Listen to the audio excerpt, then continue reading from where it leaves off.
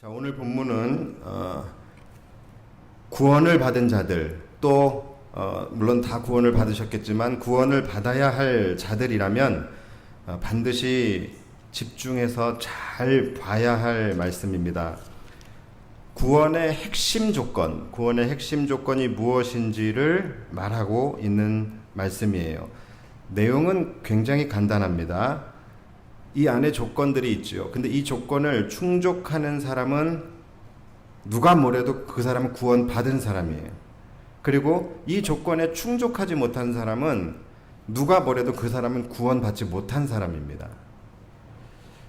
자, 그럼 어떤 조건인지 한번 볼까요? 오늘 말씀 9절 본문 9절을 보는데요. 보기 전에 제가 여러분들에게 한 가지 부탁드릴 것이 있는데, 여러분들이 굉장히 익숙한 말씀들이거든요. 그런데 정말 여러분들이 집중하고 보지 않으시면 이 말씀을 오해하실 수 있습니다. 그래서 여러분들이 집중하시되 그냥 집중이 아니라 초집중을 하고 보셔야 합니다. 자, 9절 말씀을 보겠습니다. 내가 만일 내 입으로 예수를 주로 시인하며 또 하나님께서 그를 죽은 자 가운데서 살리신 것을 내 마음에 믿으면 구원을 받으리라. 아멘. 자, 이것이 구원의 조건이래요. 간단하죠? 자, 이 말씀 속에 보면은 두 가지의 조건이 나오고 있죠. 두 가지의 조건, 이것을 A와 B로 분류를 해보겠습니다. 먼저 A 조건이 있어요. A 조건이 뭐냐면 내 입으로 예수를 주로 시인하는 거예요. 이것이 첫 번째 조건입니다. 그리고 B 조건이 있어요. B 조건은 뭐죠? 하나님께서 그를 죽은 자 가운데서 살리신 것을 내 마음으로 믿는 것. 자, 이게 두 번째 조건, 이게 B 조건입니다. 하나님께서 그를 죽은 자 가운데서 살리신 것을 내 마음으로 믿는 것. 자, 이게 무슨 내용이죠? 바로 십자가의 죽음과 부활이에요. 그렇죠? 그러니까 십자가 사건을 마음으로 믿는 것. 이것이 B 조건입니다. 그리고 이 두 가지 조건을 충족하면 구원받는다라는 거예요. 자, 그럼 여기서 제가 아까 집중해서 보시라고 했는데, 이 말씀 중에서 우리가 특히 집중해서 잘 봐야 할 구절이나 단어가 있다면 어떤 구절일까요? A 아니면 B 뭐예요? 뭘까요? 집중해서 봐야 할 구절은 A 조건, B 조건 둘 다 아니에요. A 조건과 B 조건을 연결해주는 접속사가 있습니다. 뭐가 있죠? 한 음절로 되어 있는데 또, 그렇죠. 예. 이게 중요한 단어예요. 이게 중요한 단어입니다. 자, 이 접속사의 의미를 그대로 살려서 다시 한번 이 말씀을 우리가 해석을 하면 이 말씀의 의미가 어떻게 될까요? 자, 사지선다로 할게요. 1번, A 조건을 만족시키면 구원받는다. 2번, B 조건을 만족시키면 구원받는다. 3번, A 혹은 B 조건을 만족시키면 구원받는다. 4번, A와 B 모든 조건을 만족시켜야지 구원받는다.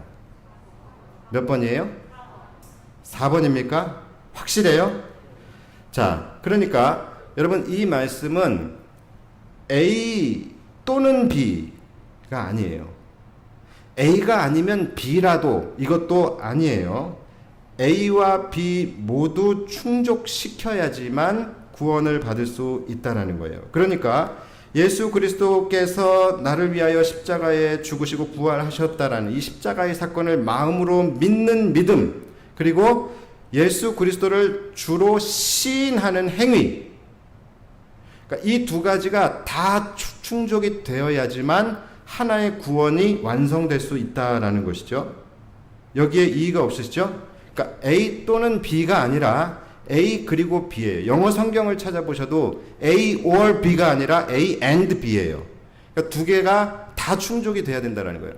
자, 그럼 이 A 조건과 B 조건을 우리가 무엇으로 이야기할 수 있냐면 A 조건은 주 예수 그리스도를 주라 시인하는 거. 이것은 뭐냐면 행위라고 할 수 있죠. 그리고 십자가의 사건, 하나님께서 그를 죽은 자 가운데서 죽은 자 가운데서 다시 살리신 것을 믿는 믿음, 즉 십자가의 사건을 믿는 그 믿음, 그것은 B 조건은 바로 믿음을 이야기하는 거예요. 그러니까 이 A와 B 이 두 가지 조건은 형식과 내용 또는 믿음과 행위로 나눌 수가 있는 거예요. 이 두 가지 조건이에요. 자, 그래서 그 다음 10절의 말씀을 보면은 이제 9절의 말씀을 한마디로 정리를 한 거예요. 사람이 마음으로 믿어 의에 이르고 입으로 시인하여 구원에 이르느니라. 아멘. 자, 이것이 바로 9절의 말씀을 한 문장으로 정의 내린 거예요. 여기서도 마찬가지 마음으로 믿어 의에 이르고예요. 그렇죠?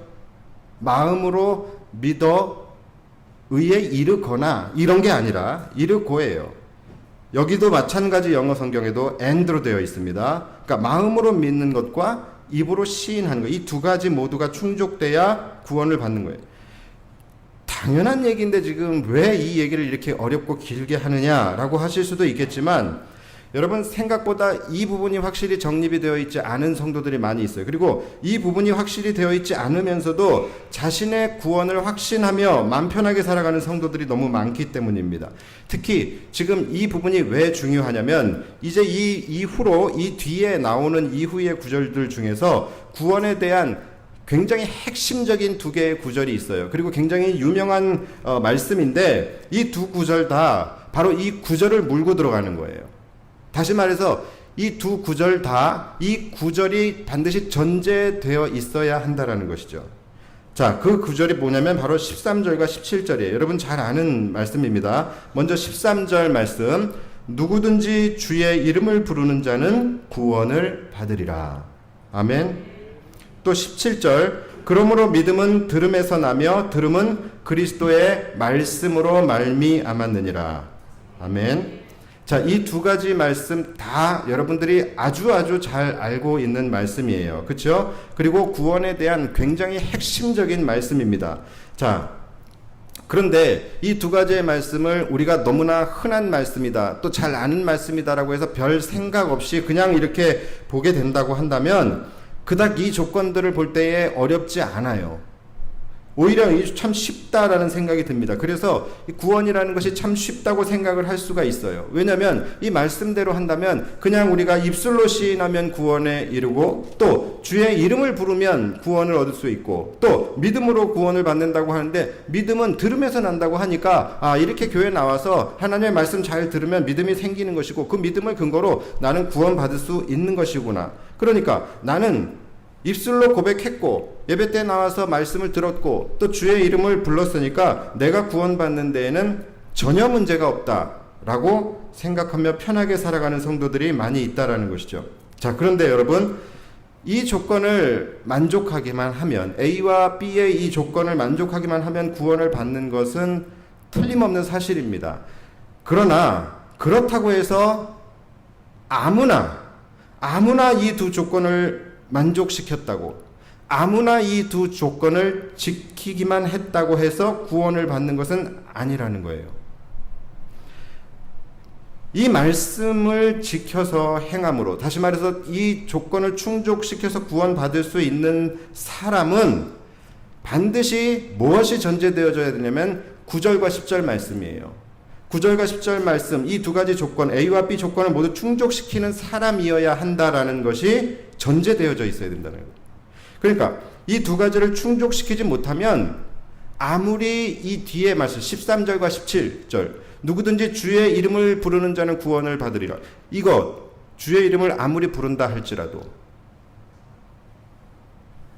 아무리 말씀을 듣는다 할지라도 그는 구원에 이르지 못하는 거예요.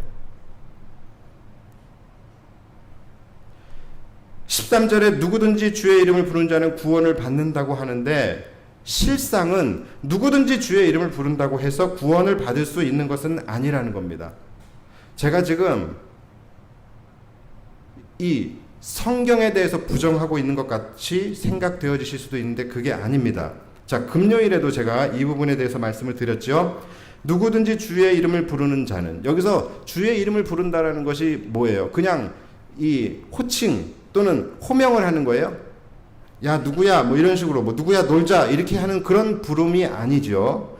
이 부름은 어떤 부름이냐면, 이 물에 빠진 아들을 제가 비유로 말씀을 드렸었죠. 금요일에 자녀가 물에 빠져서 막 허우적거려요. 그러면서 애타게 아버지를 부르는 거예요.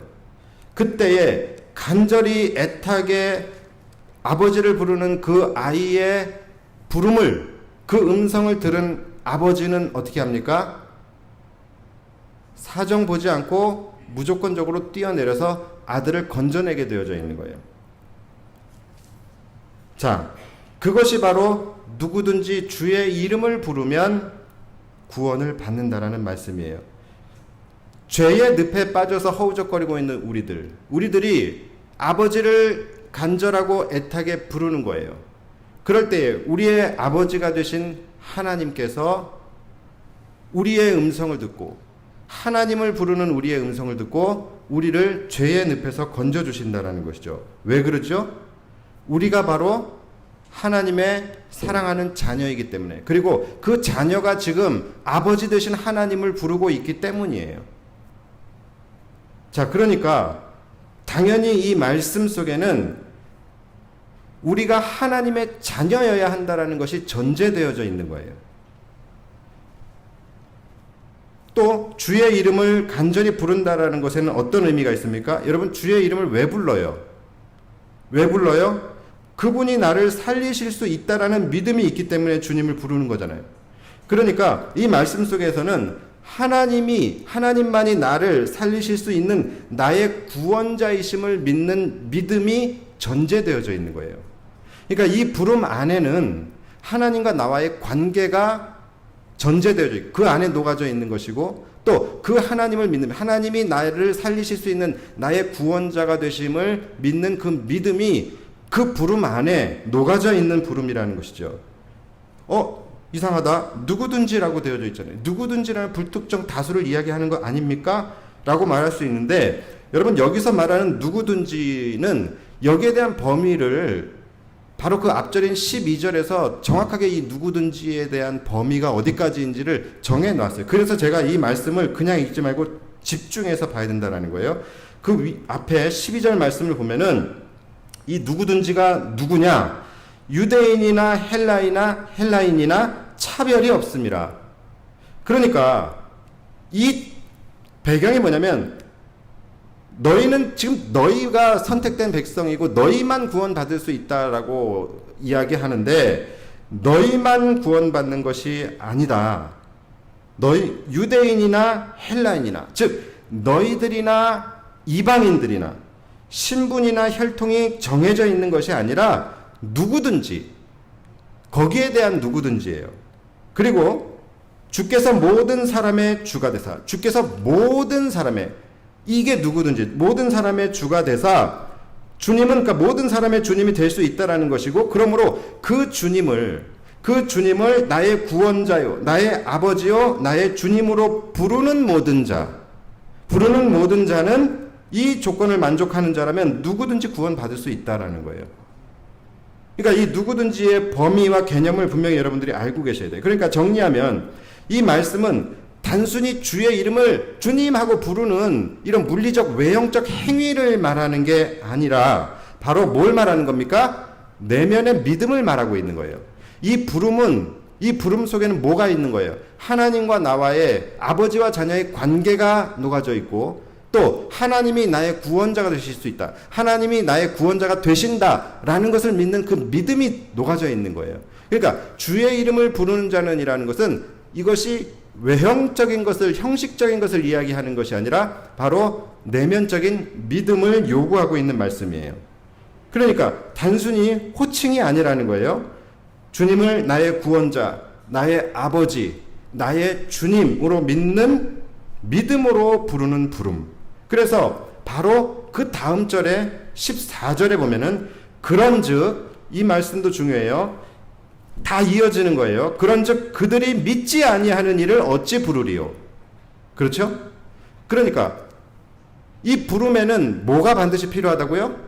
믿음이라는 게 필요하다는 거예요. 믿지 않으면 부를 수 없다라는 거예요. 외형적인 부름이라고 한다면 말이 안 되잖아요. 우리는 믿지 않아도 얼마든지 부를 수 있잖아요. 그런데 믿지 않으면 부를 수 없다라는 것은 뭐냐면, 이 부름은 바로 믿음으로 부르는 부름을 이야기하는 거예요. 그러니까 믿음 없이는 부를 수 없다.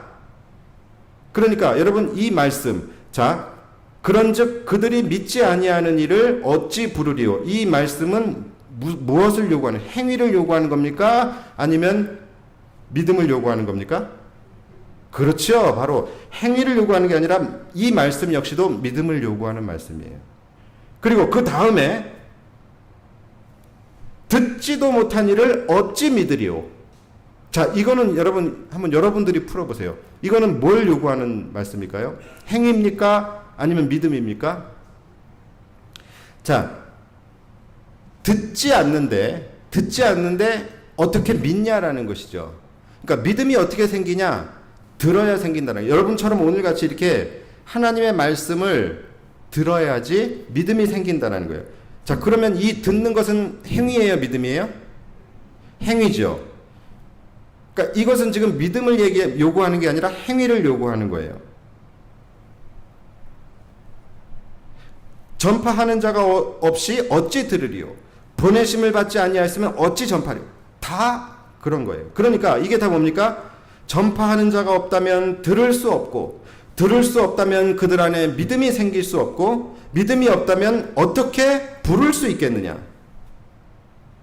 자, 이것을 우리가 만들어낸 단어로 다시 얘기하면, 형식을 통하여 내용이 생기는 것이고, 내용을 통하여 형식이 생기는 것이고, 그러니까 이 내용과 형식이 계속 상호 유기적인 작용을 하고 있다는 거예요. 그래서 이 두 가지가 서로 유기적으로, 때로는 순차적으로, 때로는 인과적으로 이렇게 서로 상호작용을 하면서 우리의 구원이 이루어진다는 것이죠. 그래서 17절에 그러므로 믿음은 들음에서 나며 들음은 그리스도의 말씀으로 말미암았느니라. 자, 이 말씀도 아주 유명한 말씀인데 이것을 우리가 분석해야 된다는 거예요. 그러면 이것을 우리가 내용과 형식 또 믿음과 행위로 나누어 볼까요?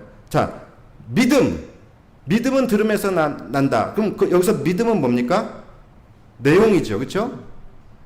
형식이 아니죠. 믿음은 내용이에요. 그 다음에 들음은 아까 뭐라 그랬어요? 형식이라 그랬죠. 그러니까 또 하나님의 말씀은 형식이 아니라 내용이겠죠. 그러니까 이걸 다 합치면 뭐예요? 내용은 형식에서 나고 형식은 내용으로부터 말미암았느니라. 이거예요. 그러니까 형식과 내용은 계속해서 서로 유기적으로 또 순차적으로 계속해서 그렇게 상호작용을 한다라는 거예요. 다시 말해서 내용과 형식, 그들은 분리된 게 아니다. 그들은 별개가 아니다. 그들은 원래 하나였다는 거예요. 오늘 말씀의 제목이 뭡니까? 그들은 원래 하나였다는 거예요. 10절 말씀 풀어보실까요? 마음으로 믿어 의에 이르고, 이것은 마음으로 믿는 거죠. 그건 뭡니까? 믿음이에요. 이것은 내용을 의미하는 거예요. 그리고 입으로 시인하여, 이것은 바로 외형, 즉 형식을 말하고 있는 거예요. 이렇게 내용과 형식 두 가지 모두가 다 만족이 될 때에 구원에 이른다라는 거예요. 그러니까 여기서 말씀드리는, 제가 반드시 믿음과 행위가 있어야 됩니다. 믿음으로만 구원받는 거 아닌가요? 그러니까 별개가 아니라는 거예요. 이것을 절대로 분리해서는 안 되는 거예요. 믿음과 형식, 내용과 형식, 믿음과 행위, 이 모든 것들은 서로 유기적으로 하나라는 거예요. 하나. 그래서 지금 이 말씀들이요, 다 같은 말씀이에요. 9절부터 13까지 오늘 본문의 모든 말씀은 말만 다를 뿐이지 사실은 하나라는 거예요. 그리고 그 말씀 속에 나오는 우리가 분석했던 내용과 형식, 믿음과 행위, 이 둘도 역시 서로 분리된 것이 아니라 원래는 하나였다라는 거예요. 그래서 사람들은 이 두 가지를 계속해서 나눠요. 이 두 가지를 분리해서 생각한다라는 거예요. 그래서 형식보다 내용이 중요하지 않냐? 아니다. 내용도 중요하지만 형식도 절대로 버려서는 안 된다. 뭐 이런 논쟁이 많아요. 그런데 여러분 이거 다 헛된 논쟁입니다. 쓸데없는 거예요. 이 두 가지는 결코 분리될 수가 없는 거예요. 분리해서 생각해도 안 되는 거예요. 내용과 형식 이 두 가지는 그래서 서로 유기적으로 또 순차적으로 또 인과적으로 하나인 거예요. 세트라는 것이죠. 이 두 가지는. 제가 아까 그래서 구원의 조건은 A or B가 아니라 A and B라는 거예요. 내용 그리고 형식, 믿음 그리고 행위 이 두 가지가 다 충족이 되어야지 하나의 구원이 이루어진다라는 거예요. 믿음만 있다고 되는 것이 아니라 입술과 온몸으로 고백하는 형식으로 나아가야 하고, 또 입술로 고백만 한다고서 구원받는 것이 아니라 반드시 그 전에 우리는 마음으로 믿는 믿음이 있어야 한다는 거예요. 그래서 유기적이다. 유기적이다라는 게 뭐예요? 서로 연결되어져 있다는 거예요. 그리고 순차적이다라는 거 뭐예요? 마음으로 믿는 믿음이 있어야지 그 반응으로 우리가 입술로 시인하며 고백할 수 있는 거예요.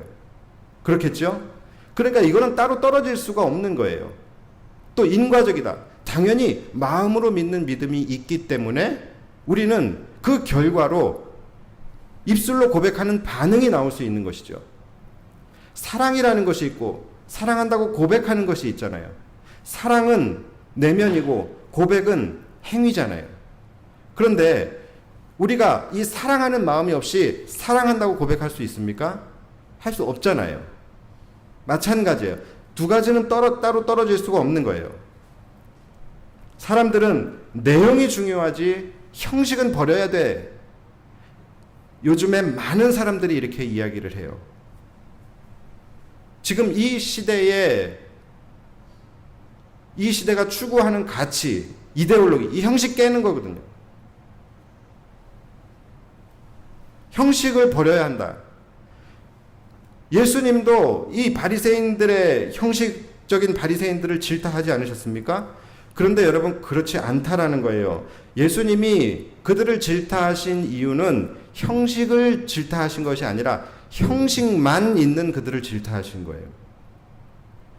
내용, 즉 내면의 믿음은 없고 그저 외형적인 것, 즉 형식만 가지고 있었기 때문에 그들을 질타하신 거예요. 내용은 없고 형식만 있는 것이 형식주의지요. 우리가 버려야 할 것은 형식주의이지 형식이 아니라는 거예요. 형식도 내용만큼 중요한 거예요. 형식도 구원의 조건이에요. 율법도 마찬가지예요. 우리가 버려야 할 것은 율법주의지 율법이 아니라는 거예요. 절대로 여러분 기억하셔야 됩니다. 형식도 구원의 조건이라는 것을 잊지 마셔야 돼요. 지난주에 제가 설교 때 뭐라 그랬죠? 빚은 빌려준 자가 원하는 형식과 절차를 따라서 갚아야 한다고 했죠. 마찬가지예요. 하나님 앞에 우리가 반응할 때도 형식이 없어서는 안 되는 거예요. 지금 이 시대 그리스도인들의 가장 큰 문제가 이거예요. 형식을 무너뜨리고 있다는 거. 형식을 터부시하고 있다는 거. 물론 거기에 코로나가 큰 한몫을 했어요. 그래서 성도들이 지금은 예배도 굉장히 자유롭게 내 맘대로 드리는 예배, 형식이 없는 예배, 집에서 드리고 싶으면 집에서 드리는 예배, 누워서 드리고 싶으면 누워서 드리는 예배, 안 드리고 싶으면 안 드려도 되는 예배. 내가 하기 싫은 것에 대해서는 내가 하기 싫어하는 것에 대해서 내가 반성하는 것이 아니라 내가 하기 싫은 것을 할 때는 이거 형식적으로 하게 되는 거 할 필요 없어. 형식적인 건 나쁜 거니까. 그래서 형식이라는 것을 거부하고 터부시하는, 형식적으로 하는 전도 무슨 의미가 있어? 그렇게 할 바에는 안 해. 형식적으로 하는 헌금 이게 무슨 의미가 있어? 그렇게 형식적으로 할 바에는 하지 않는 것이 더 나아. 그러나 여러분, 형식도 구원의 중요한 조건입니다. 형식을 무너뜨리면 절대로 안 되는 거예요. 왜냐하면 형식을 버리면 내용도 잃어버릴 수밖에 없어요. 형식을 쉽게 얘기하면 그릇이라고 생각하시면 돼요. 여러분, 그릇이 중요해요? 아니면 그 안에 담기는 음식이 중요합니까? 뭐가 중요해요? 둘 다 중요해요?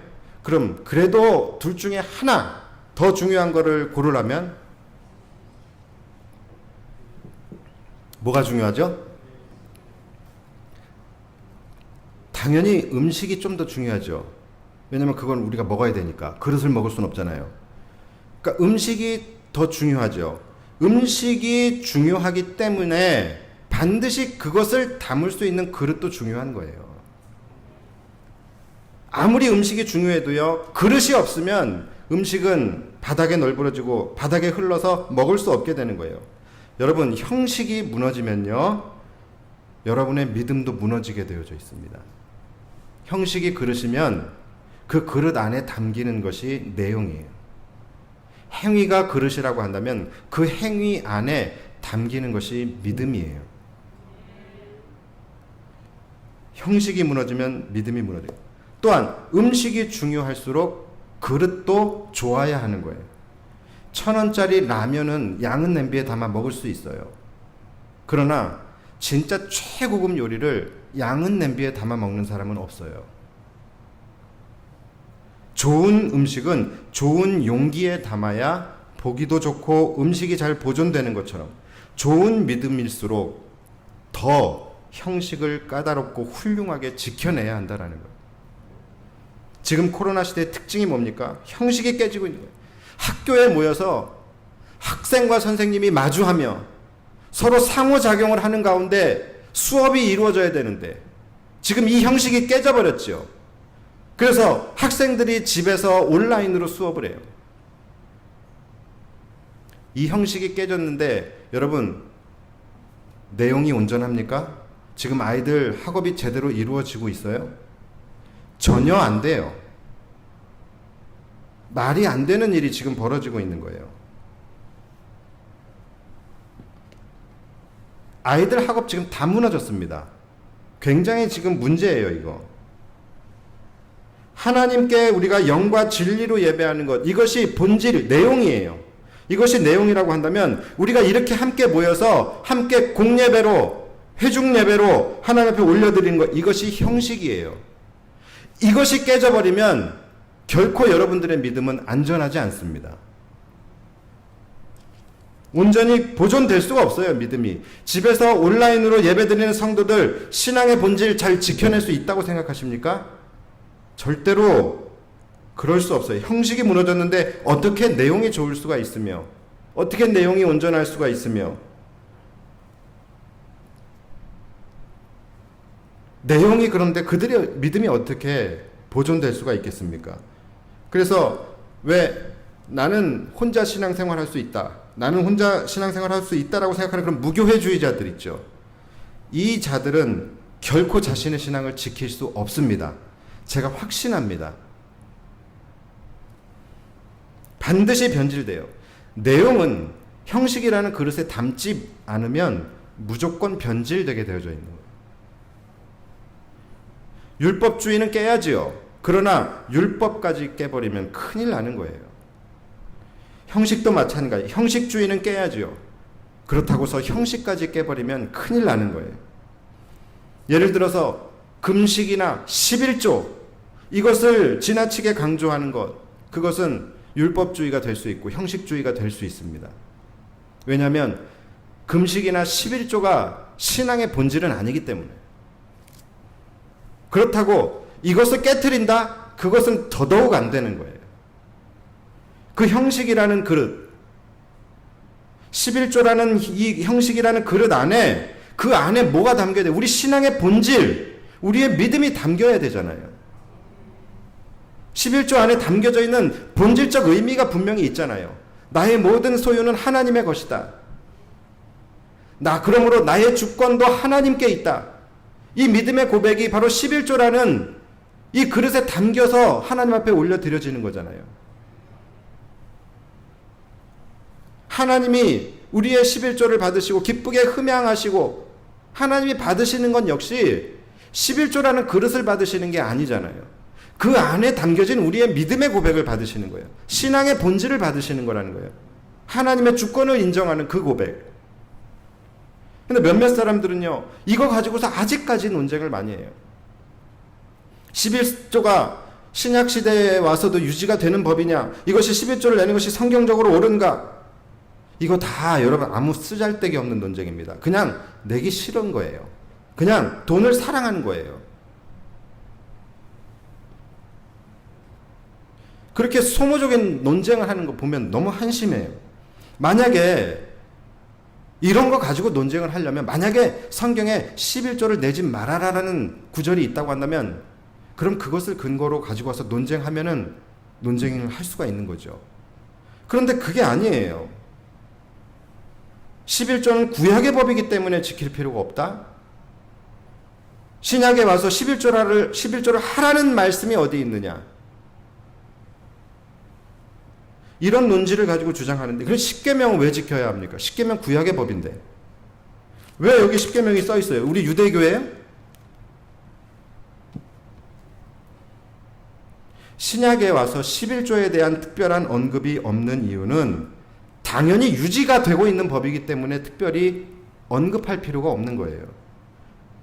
이 법이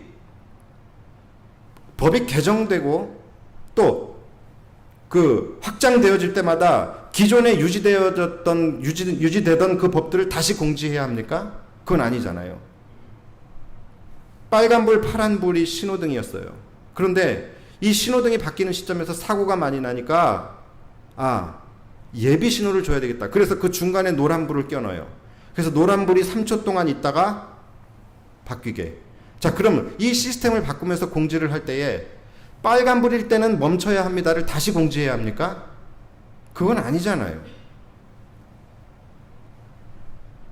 구약시대의 법은요, 간음하지 말라예요. 십계명에 간음하지 말라. 그런데 신약에 와서 예수님이 뭐라고 말씀하셨어요? 마음으로 음욕을 품어도 그것은 간음이라고 말씀하셨어요. 법이 개정된 거예요. 그러면 간음은 풀리는 거예요? 마음으로 음욕을 품지 않고 간음하는 것은 그러면은 죄가 아닌 겁니까?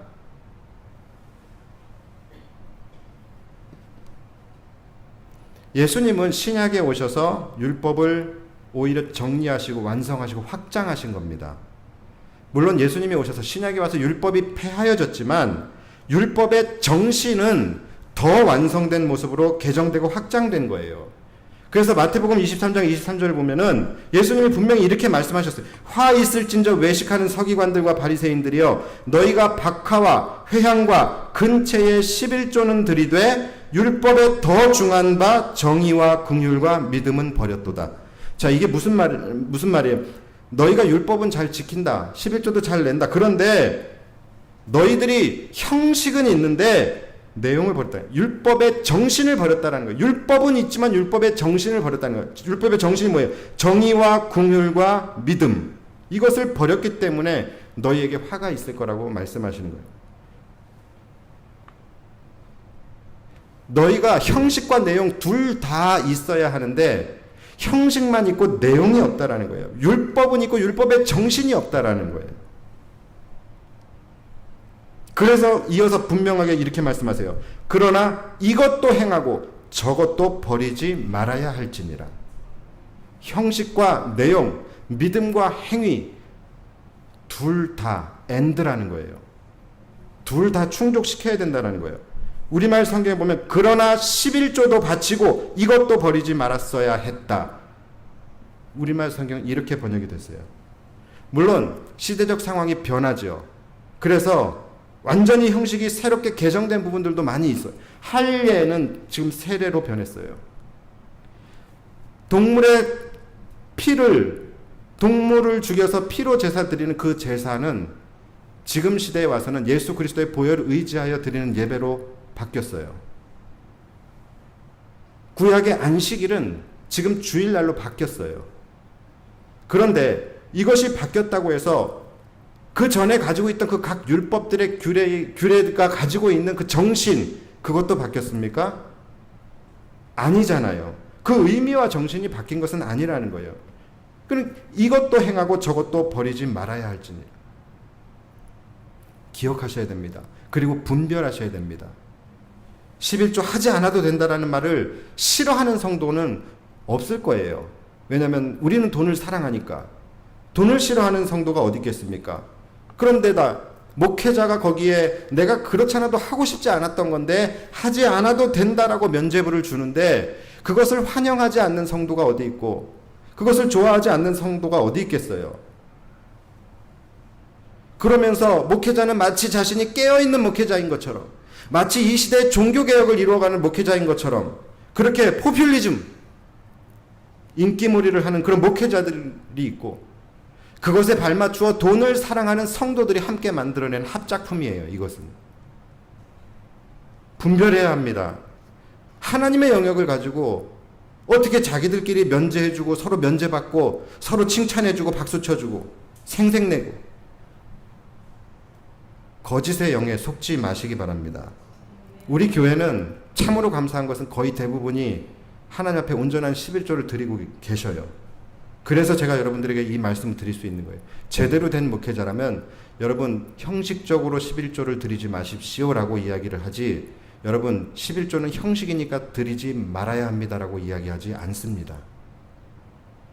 우리가 깨야 할 것은 형식주의이지 형식 자체가 아니라는 거예요. 형식이 깨지면 반드시 내용을 잃어버리게 돼요. 왜냐하면 그것은 원래 하나였기 때문에. 형식을 깨면 내용이 깨지고 내용이 깨지면 인생이 깨집니다. 반면에 형식을 지키면 내용이 지켜지고 내용이 지켜지면 인생이 지켜지는 거예요. 온전한 11조를 하시면 복받습니다. 이런 말에 여러분들 거부감 갖지 마세요. 저는 100% 동감합니다. 여기에 동감해요. 왜냐하면 이 11조라는 형식을 지켰기 때문이 아니에요. 이 형식 안에 있는 이 11조라는 그릇에 담긴 그 고백, 우리 신앙의 본질, 이것이 하나님께서 우리에게 가장 받기를 원하시는 고백이고 하나님이 가장 기뻐하시는 고백이기 때문에 그런 거예요. 우리의 입장에서도 마찬가지, 우리가 하나님 앞에 올려드릴 수 있는 고백 중에서 하나님의 주권을 인정하는 그 고백을 가장 확실하게 우리가 보여드릴 수 있는 것이 바로 11조예요. 그렇기 때문에 그것을 받으시는 하나님이 어찌 기쁘지 않으실 수가 있겠어요? 기쁨을 이기지 못하시는데 어찌 우리에게 반응하지 않으실 수 있겠어요?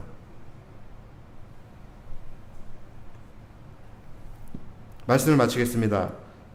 형식만 있어서는 물론 안 되겠죠. 그러나 그렇다고 형식을 버려서는 결코 안 되는 거예요. 형식이 없는 내용은 있을 수 없고 내용이 없는 형식은 있어서도 안 되는 것입니다. 우리가 무늬만 그리스도인이 되어서는 안 되는 것이지만 그렇다고 해서 그 무늬까지 버려버리게 되면 우리는 모든 정체성을 잃어버리고 구원으로부터는 멀어질 수밖에 없는 것이죠.